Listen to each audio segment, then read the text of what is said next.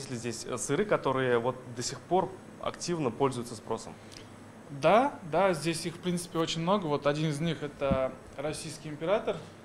Идея собрать лучшие сыры в одной витрине Ленару Латыпову пришла 2 года назад. Сыров было мало, искать хорошие приходилось буквально на ощупь. Спустя время его магазин – самая известная сырная лавка Казани. На сегодняшний день мы уже занимаемся тем, что подбираем сыры по всей России. И 90% наших сыров, они, в принципе, местного происхождения.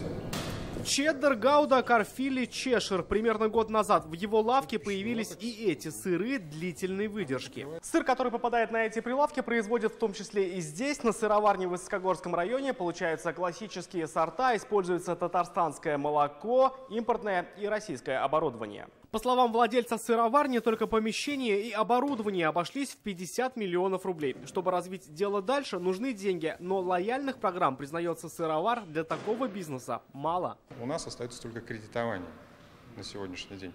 Да, кредитование есть, мы разговаривали, мы будем этим пользоваться, но потому что ничего не остается. Оба предпринимателя обратились в Республиканский центр поддержки. Там сейчас предлагают около 10 программ. Самая востребованная – микрозайм. Микрозайм за 2018 год получило более 240 предпринимателей в Республике Татарстан. На сегодняшний день это самая дешевая процентная ставка на рынке, 7,5%.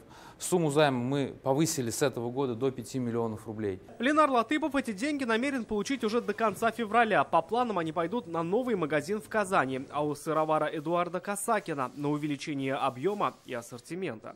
Рамиль Шайдуллин, Марат Зайдуллин, ТНВ, Высокогорский район, Казань.